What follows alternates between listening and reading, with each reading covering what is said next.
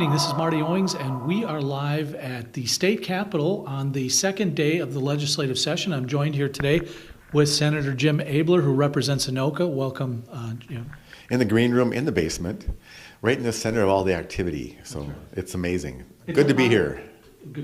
It's a lot going on. There's a lot going on here. We saw yesterday there was a group here trying to get some get something on the legislative agenda to address like gun violence.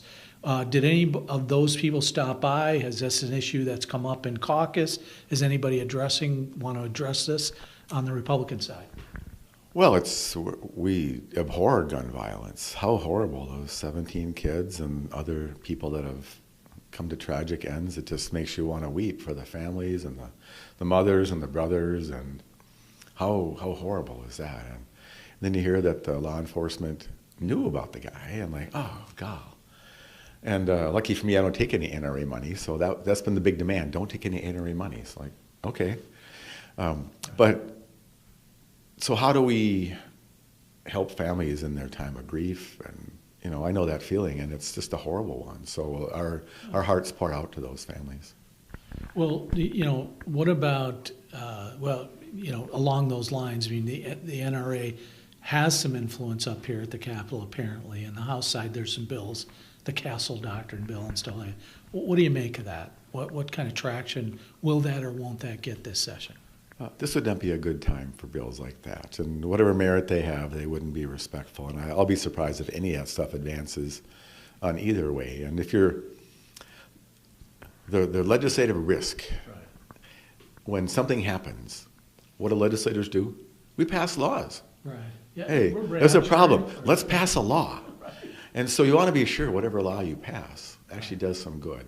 Right. I spent the afternoon in a child protection hearing today, and they said, we need more money. I said, I'm good with more money maybe, but what are we going to buy with it so I know it's going to do good? They said, well, we spend less money than other states in this area. Like, well, what other states, and you think spending money equates with an outcome? Right.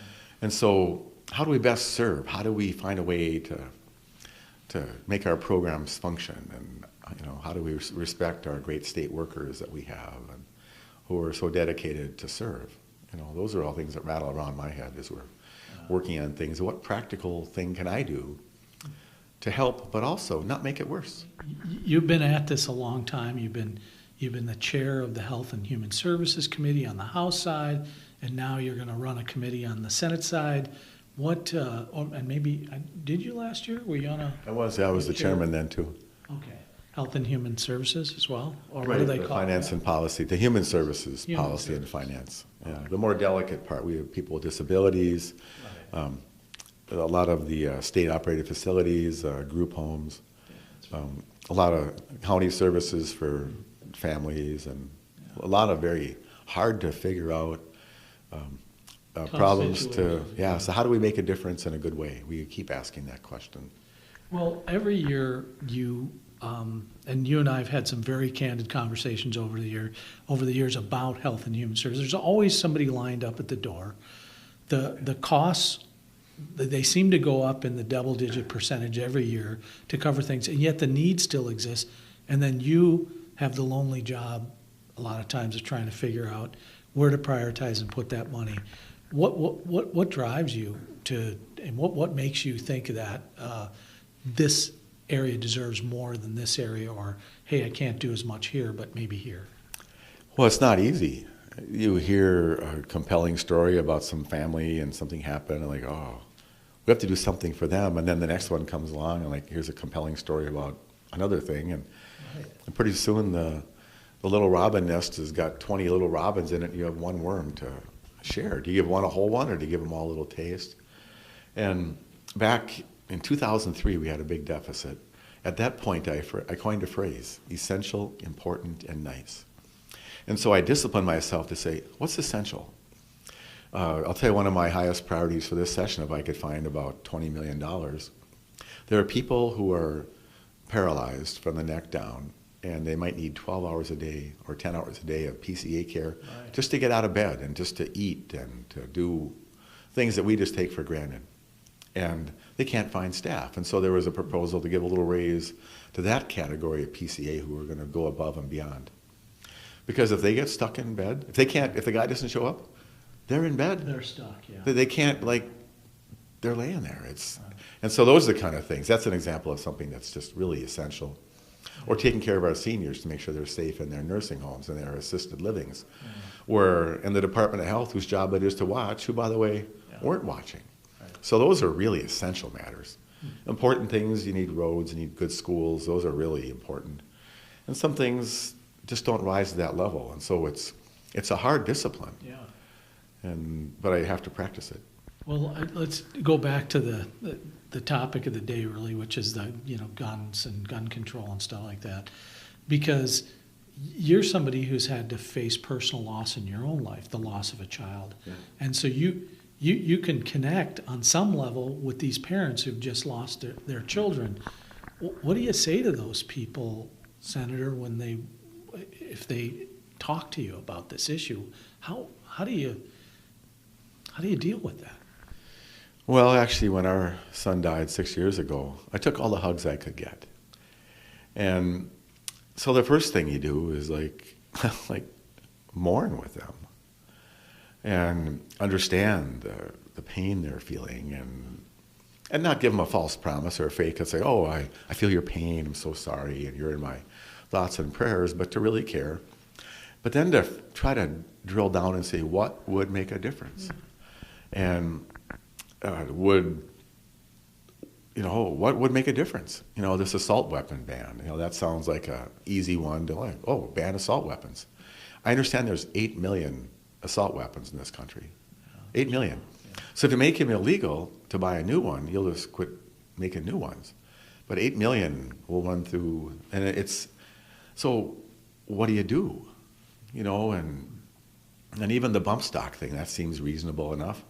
I'm told if you put a spring on your belt, you can mimic that. Sure. So we got to quit selling springs. And so some things sound appealing, and I wish they would work. I wish there was a way to tell a mother in North Minneapolis that they're never going to have a drive-by at their house, and they shoot at somebody and miss, and it goes to the house and hits their daughter. I would love that to be done forever. Yeah. I would love to have no school ever feel unsafe, so that a mother says goodbye to her son in the morning or daughter, and they know they're going to see him at night again. Right. But it takes real wisdom, and it takes cooperation from all the parties. Right. And I tell you, we're not there. Yeah. There's political hay to be made in either side sometimes, and I hate it that the mothers of those 17 kids and the fathers and the sisters and the brothers are now they're fodder on either side of the debate. And really? And so the poor parents, the headlines will go away, the floodlights will pass, they won't be watching their home anymore, and now 3 months later, they're just by themselves with no daughter or no son. And in 2 years, they still have no daughter or no son. And in 10 years, they're going to look out at their kitchen table and there's no daughter there or no son. And so what do we really do? And that's what I'm committed to, finding something real. And barring any political benefit, what do we do? Yeah. And that's a hard discussion when you keep it focused on what really would work. And it may not be a very sizzling answer. It may not solve one of the agendas of either group. But I would like to have one less child have an empty chair at the table. Yeah. I'd like to have 10 children not have an empty spot, or 100.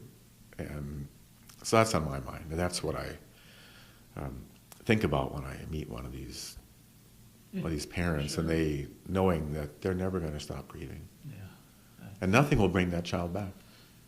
Right. Yeah, sorry to be so heavy on you, but but people need to know we think about this stuff, and I have opinions and I have a voting record, but none of us take it lightly, at all. We take it very seriously, and we even across the aisle, and the aisles are wider than they used to be. Than they've ever been, maybe. I think so, and I try to bridge that when I can, and sometimes you get shot at by both sides, which a bad metaphor, sorry, but you get attacked by both sides, and how could you do that? And how could I not try to help? Yeah. So I think the people at home watching this need to encourage their legislators. One is to know them, but the second, tell them, bridge the gap. Everybody runs saying they're going to work together and get things done. Right. Then when they get there, they don't work together. Yeah. They get driven into the caucus corral, and they feel pressure to do whatever somebody else tells them to do, and they forget what brought them there, their own passion and mission. Is it because of is it the strong desire to get reelected? Is it the money involved in politics? I mean, at the state level, Minnesota has a pretty clean record of getting. Yeah, if you can't do something in Minnesota, it's pretty unlikely it's going to get done in Washington. Yeah. What are the driving factors preventing some of that bipartisan work from happening? Well, a lot of it is the pressure from your team, from whatever caucus you're in. And in both sides, pressure their members very heavily to stick together and accomplish our agenda, even if you don't like it. And also from the party, very strong pressure. Yes. What should happen, what needs to happen, is the people who are just normal Democrats and normal Republicans need to go to their caucuses, need to get involved, and come in and have a voice of reason from within the party. Right. They have been treated so unkindly that they've gone, and now you have the poles left. You have the hard right and the hard left, and that really, I mean, God bless those people. They're important, and they have their opinions and feelings, but it's not the majority. We have 5% of either side involved in the party. What about the other 30 to 50% who actually have a thought who align with one side or the other? Yeah. Or the independents? They should go to one and make their points known and say, why aren't we doing more cooperative stuff? What is this you were doing where you didn't even read the amendment that some person with the other party brought up and you clearly just voted it down? I watched you on TV. It's like, I'm not proud of you for that. And they would go like, oh, wow, they're watching. Yeah. So that's the last thing. The people got to watch. Yeah, sure. We're on TV. Watch us. Yeah. Watch us. Yeah. It's not that, I mean, sometimes the ratings are like 2. It's not as good as the Olympics. You've been on you know what the house floor is at like 11 o'clock. Yeah, it's a little lean, but crack open a bottle of wine or a fruit spritzer or have some water. And without Rukavina and Emmer, the whole comedy level is just drops it's pretty it's much lighter. And in the Senate, we can't really make jokes. We have to do the air is kind of rarefied there. Hey, let's talk about the Senate for a second. So. We have this, Tina Smith goes to Washington as a consequence of Franken's resignation. And now there's a big kerfuffle about, unless it's been settled, and maybe you're going to break news here. No, all right, like who's going to be the Senate president, and who can serve as a Senate leader? I mean, and who can can there be a dual role? Actually, I think so.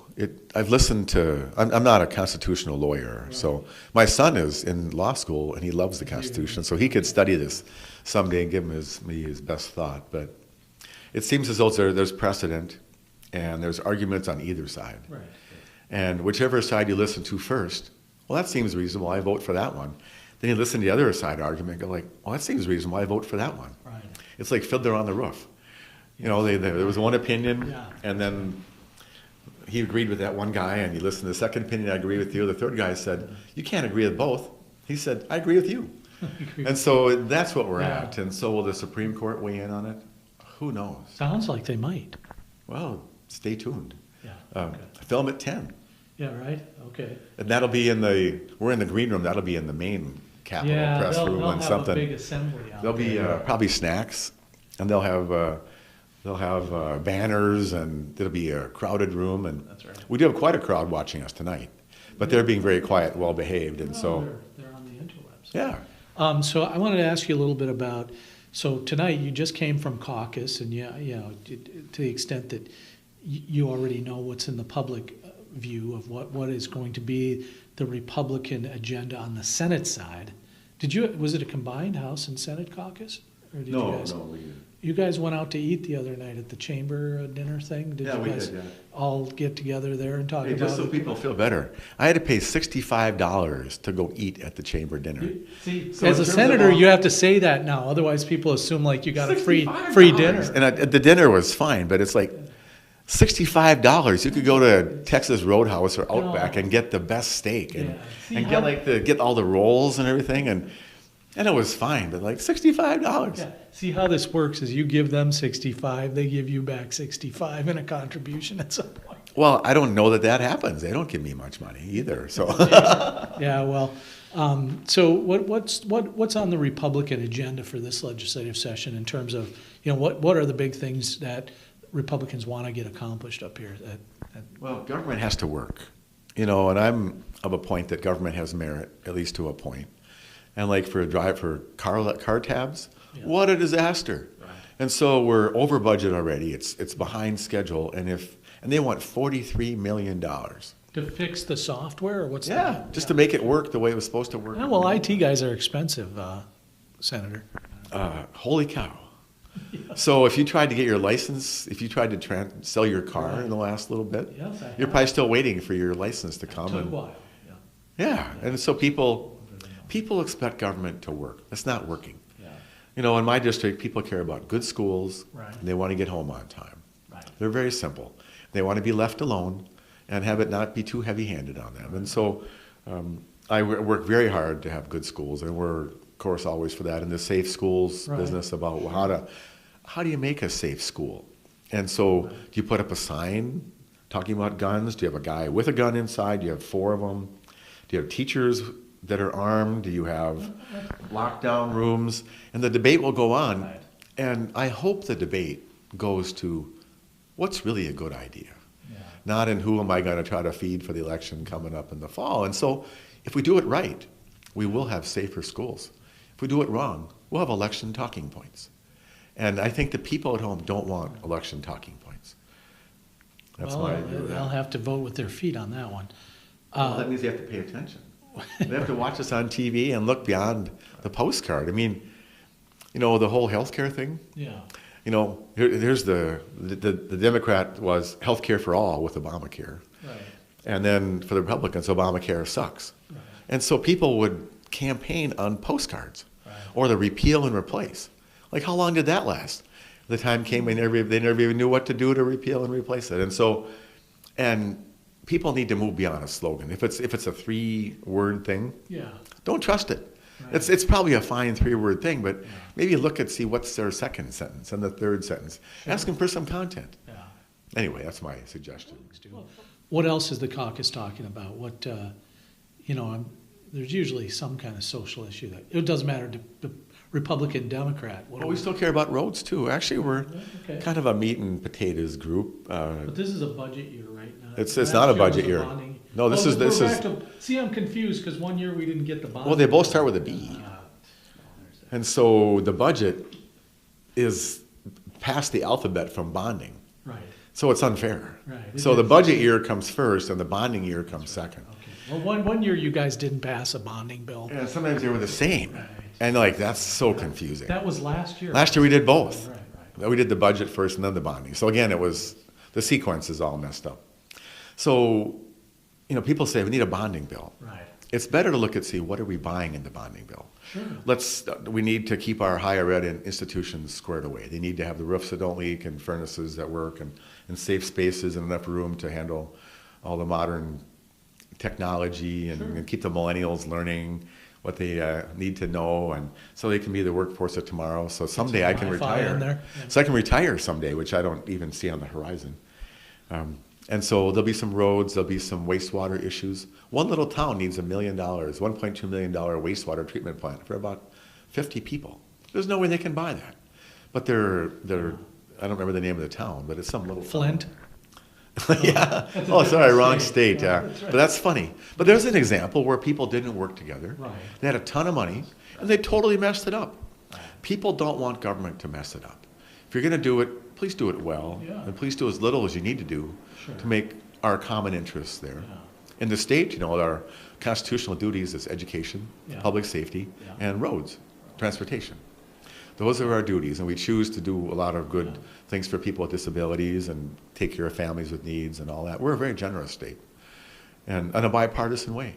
Yeah. And just to make you feel better, no one ever talks about not helping people with disabilities, even though it's not in the Constitution. Right. They don't talk about not helping children with special needs. Right. We say, no, that's really important. Let's do that. Yeah, so there is bipartisan agreement. So some people think all we do is fight, We can agree not to punish the, people with disabilities. So there are some success stories to cheer you up, because otherwise you're going to be so sad after this conversation. Oh, not me. I've moved on from sad to cynical. Oh. But we've got, governor's race Yeah. coming up. Who are you getting behind? If you say a Democrat, it's probably not Then that would be good for your bad to career. say. Yeah. Well, I liked Marilee Giuliani Stevens, frankly. I thought she brought a lot to the table. I think she's a new face, and Okay. she's practical, and I'd be very happy with a woman governor. I think it's time for that kind of thoughtfulness in there, and there's some other good candidates running, and will the old Governor Plenty come? And Yeah. it seems like he's going to, and that's going to upset the whole race. And Dipping his toe in he's the like water. literally the elephant jumping into the pool Sure. and making a splash. And, Right. and so Well, I hope what that do we you- choose wisely. Well, what do you make of the opposition? You've got Walls, Otto, some of the Aaron Murphy, one of your colleagues. Oh, there's some fine people running. I think, we may not agree on all the policies, but in terms of the character of those individuals, Congressman Walls, Aaron Murphy, Rebecca Otto, even some who dropped out, Paul Thiessen, fine people. Yeah. And Mayor Coleman and some others. And, we've been very fortunate to have people, any of them could walk in and be a good governor. Yeah. Right. And, and maybe I'm supposed to say that, but I know them. You're probably not I don't know Congressman Walls, but I know the rest of them, and I know what kind of character they have. And Right. at the end, when you disagree with somebody on a few points of policy, don't you want somebody with good character in there, who will tell the truth and work hard and always do their best? Yeah. Well, that's state. We'll find out. You said there's some good candidates in there, so you basically answered the question. But let's talk about national politics a little bit, because Sure. you're a senator now. Yeah. You have there's a certain modicum of We got tie, wear the dignity, tie, got right? coat on. I like You it. got Got the tie, pin. coat. You got the pin. My mom Give a lot. loves this pin. Oh, She Jimmy, loves she it. loves the pin. Hi, Mom. How you doing? How's Dad? Did you go swimming today? Does she swim? She does. She's 90 years old. She swam across a lake up in I think I saw that. at on Camp your- Lebanon. She raised $14,000 this year for camp scholarship. She's broken $30,000.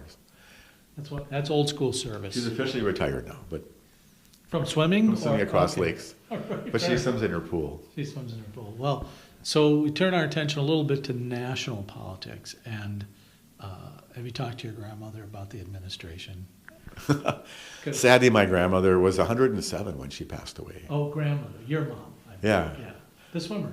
She's living on her own with my dad, and fortunately for us, my sister shares a home with them when they're in Minnesota, and so we have our long-term care figured out for her, and they want to live there as long as they possibly can. And if you have somebody like a caring daughter, Right. not a caring son usually. I have 6 sons, so I have long-term care insurance. Well, plus you're Sorry, busy. boys, didn't mean that. But so my sister and my brother-in-law are just so devoted to my parents. It's just remarkable, and so we're very blessed. Yeah. So that's really nice. So they don't really talk about the administration. It's Anything not you on want to the share radar. anyway. So what do you make of it? What do you make of this? I haven't talked to you since the November, let's see, he's been in office a year. What's the story? Oh, you're talking about President Donald Trump? Trump. Oh, I thought you were talking about the nursing homes and all No, that. no. Well, that's a different administration. Some similarities, I don't know. So I think my mom likes the president. Yeah? I think Okay. so. I think that she likes his straight talk, and Okay, all right. and she probably likes his hair. Yeah. I think, and she likes the fact that he's just tells it the way he thinks, and Sure. I think he could use a little better filter, but that's just me, So maybe it's good to change the words around a little bit sometimes, but that's just me. Are you on the Twitter machine right now? I do Twitter, yeah. Do you? Okay. At Jim Abeler. Follow me. It's I try to put funny ones on there. The world is too serious, It is.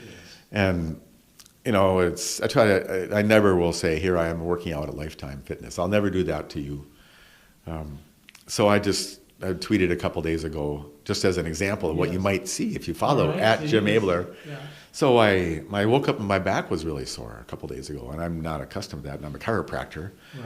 And so I tweeted, I didn't realize that watching all those activities, all those athletics, bobsledding and skiing would make me so sore. Right.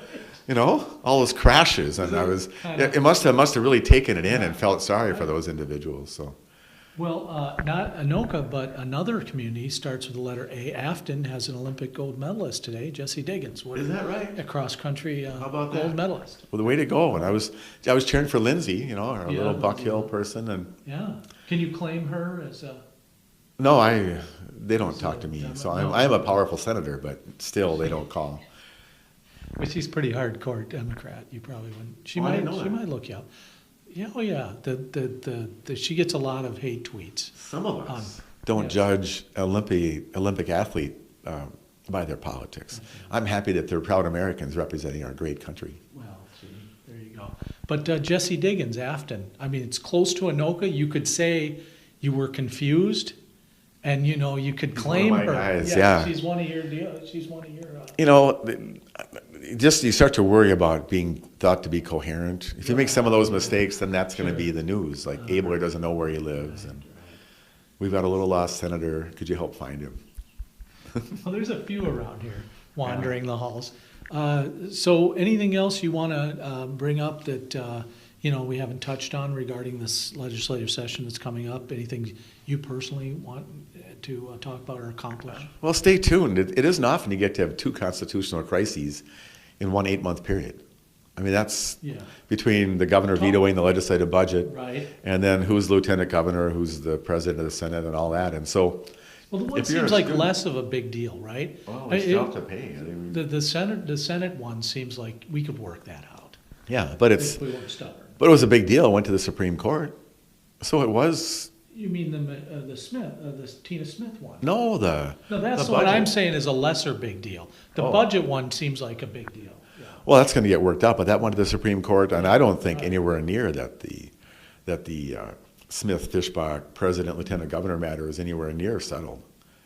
And But that seems like we could work that out, right? I mean, you could work that out with well, Dayton. my leadership tried to make an offer to the governor and said, "How about if you bring us back? We'll elect the lieutenant governor of your choice.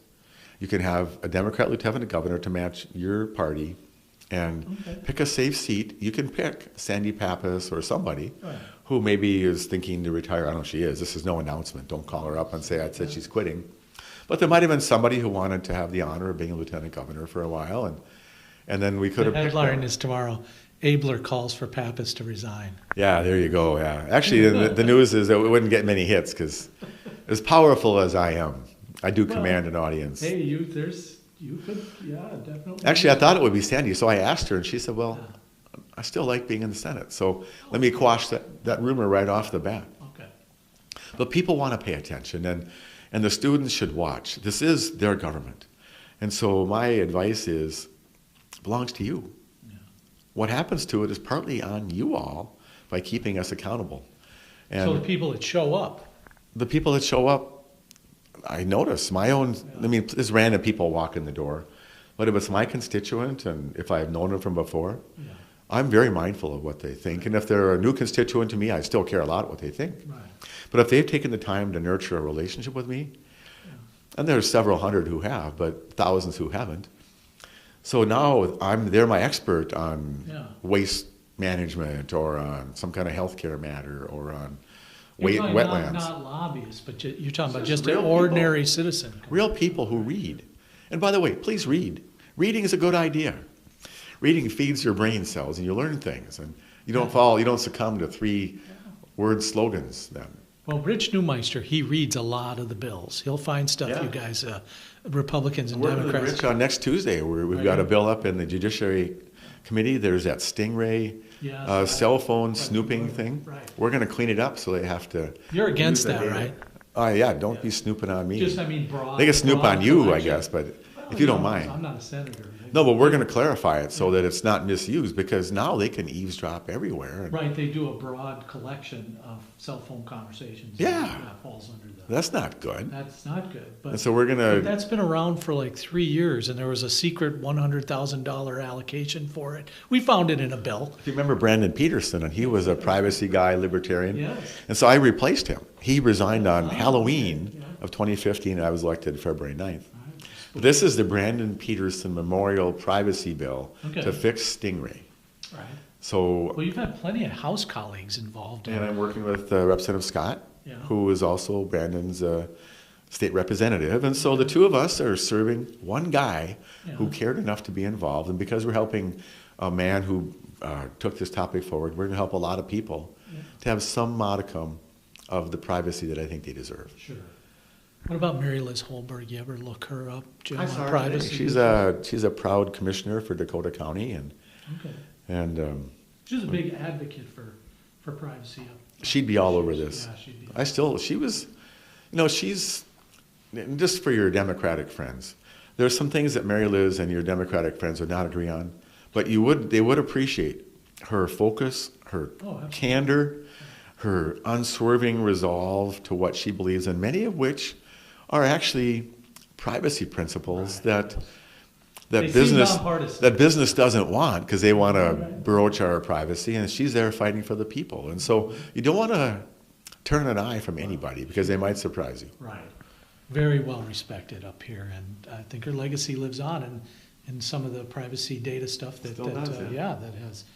Well, it's been a pleasure to talk to you. It always is great to start off the session with you, Senator Abeler. And anything going on personal-wise? How's the business? You're still cracking back? Still work a day and a half a week. We're all private citizens. And so people think it's glamorous being here. And I get to be on TV shows and be in the green room and, that's true. In the Capitol Press Corps area, and people are watching at home. And my mother is still so happy that Jimmy is a senator. So, but it's not glamorous. That's wonderful. We don't make that much money. Right. It's a lot of work, and we get yelled at a lot by people that we thought liked us. But deep down, we're all committed to serve. Yeah. And there's barely one of us you're going to find. There are a few who are kind of slackers. Right. But the average representative and senator is all about serving and making a difference and doing the best they can. And we all can learn something. Right. And so when the people engage us and teach us something we didn't know, the whole state is better for that. So don't give up and keep engaged. Yeah, and when you mentioned slackers, was there any names we could? Oh, I'm not going there. No. I mean, John Lesh comes to mind as right off the bat. John Lesh is no slacker. John Lesh is a man as committed to principle as anybody I know. I'm just teasing because I'm sure he loves watching my feed. Yeah, no, he's one of my finest friends in the House. He and I worked together to try to rescue men and women who were disqualified from working because they had some infraction 20 years ago. Right. And now they can't work even though they're fully squared away, and they can't even be a gardener at a nursing home. Mm-hmm. And so he and I fought, and we rescued a few. Okay. So there's a man who's committed to principle, and I so enjoyed working with him. When on this topic we had each other's back, I didn't worry what he was going to do. And so I really admire John, and we need more people like him. Well, I think vote for John Lesh. Whatever. But he's in a pretty secure district. Oh yeah, so he doesn't need to vote. So keep your money. But send the money to Marty. Yeah, no, look, I don't want that money. But I was going to say, what we finish up here, but it eventually comes around that, and I ask you this every couple of years because I think you've been up here like almost, 20 years? 19 years. In my 19th year, and I was in the hallway one year as a lobbyist, which is kind of like being sort of, I don't know about hell, but Hades is kind of. I thought you didn't want to talk about that. The cave of despair. Oh my goodness. Oh, I'm so happy being able to serve in my current role.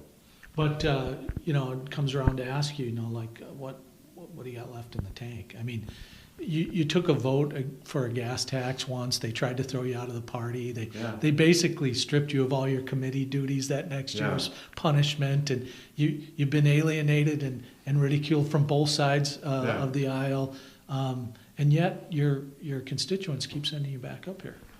Yeah, and I really appreciate that. I love to serve, and if you spend all your time worrying about getting reelected, and then you really don't deserve to be here. I'm committed to serve as long as I get to serve. I'm blessed to be a senator in my second term now, 19 years in office. And I only made 3 promises to people: to work hard, do my best, and always tell the truth. And some people don't like what my best is, but I'm always doing what I think is good for the people. Sure.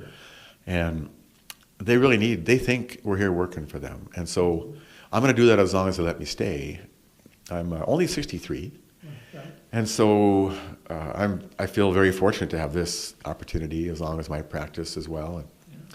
and working in my community and doing good things there. And so I'm blessed, and try to pass that along to people.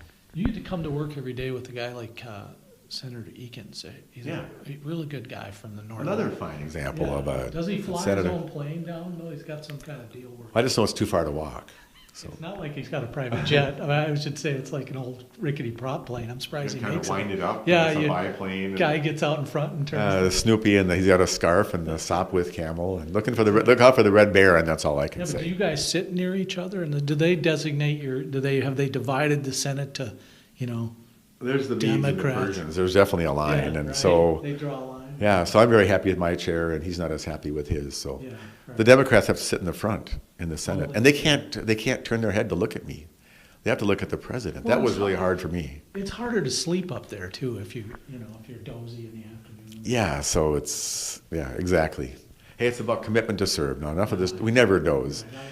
But if you're going to doze, you don't want to be on the front page No, of the you paper wanna be- every year at the end of session. Oh yeah, There's it's the Star staple. Tribune photographer finds a guy with Oh, his yeah. mouth hanging open. They never do a woman, it seems like. Or it used to be like they'd catch him playing like solitaire during. Yeah, you can watch yeah. But I mean, if you ever listen to Biskins or some Democrat go on, remember Gardner?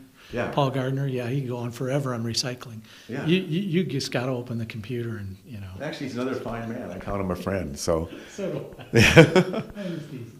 But it's been great to talk to you and great to catch up. Oh, it's and a pleasure. Good luck Yeah. this session, and I'm sure you'll do well up here. yeah. So drive safely, call your mom, eat your vegetables. Thanks. All right, so long for now. This has been Capital Conversations with Senator Jim Abeler. I'm Marty Owings. Good night.